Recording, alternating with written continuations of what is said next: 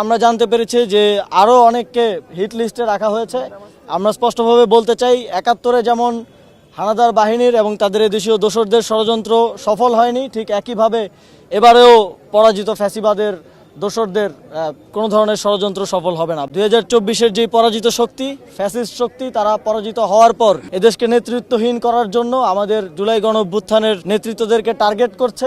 তার অংশ হিসেবে ওসমান হাদিকে গুলিবিদ্ধ করা হয়েছে। তিনি এখন জীবন মৃত্যুর সঙ্গে পাঞ্জা লড়ছেন এবং আমরা জানতে পেরেছি যে আরও অনেককে হিট লিস্টে রাখা হয়েছে। আমরা স্পষ্টভাবে বলতে চাই, ৭১-এ যেমন হানাদার বাহিনীর এবং তাদের দেশীয় দোসরদের ষড়যন্ত্র সফল হয়নি, ঠিক একইভাবে এবারেও পরাজিত ফ্যাসিবাদের দোসরদের কোনো ধরনের ষড়যন্ত্র সফল হবে না। বাংলাদেশ উত্তরোত্তর সফলতার দিকে এগিয়ে যাবে। আজকের এই দিনে যখন পাকিস্তানি হানাদার বাহিনী দীর্ঘ ৯ মাস যুদ্ধের পর বুঝতে পারে এদেশের অদম্য সাহসী মুক্তিযোদ্ধাদের সাথে তারা কোনোভাবেই পেরে উঠবে না, এদেশের জনগণের সাথে কোনোভাবেই তারা পেরে উঠবে না, তখন পালিয়ে যাওয়ার ঠিক পূর্ব মুহূর্তে, আত্মসমর্পণের পূর্ব মুহূর্তে এদেশকে মেধাহীন করার একটি ঘৃণ্য ষড়যন্ত্র তারা করে এবং সেই ষড়যন্ত্রের অংশ হিসেবে ১৯৭১ সালের এই দিনে আমাদের বুদ্ধিজীবীদেরকে নির্মমভাবে হত্যা করা হয়।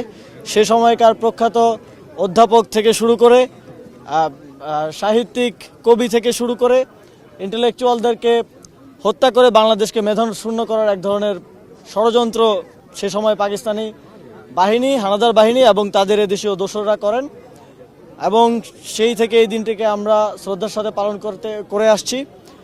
তারই একটি অংশ হিসেবে আজকে আমি এবং আমরা ঢাকা ১০ আসনের যারা জনগণ আছেন তাদেরকে নিয়ে আজকে বুদ্ধিজীবী যেই কবরস্থান, বুদ্ধিজীবী যেই স্মৃতিসৌধ, সেখানে আজকে পুষ্পস্তবক অর্পণ করতে এসেছি এবং একই সাথে আমরা ১ মিনিট নীরবতা পালন করেছি। স্বাধীনতার ৫৪ বছর পর যখন স্বাধীনতা যুদ্ধে আমাদের এদেশে সাহসী বীররা ঝাঁপিয়ে পড়েছিলেন, তারা যেই প্রত্যাশার জায়গা থেকে ঝাঁপিয়ে পড়েছিলেন সেখান থেকে প্রাপ্তির পরিমাণটা অনেক কম। তবে আমরা একটা স্বাধীন দেশ পেয়েছি, স্বাধীন ভূখণ্ড পেয়েছি।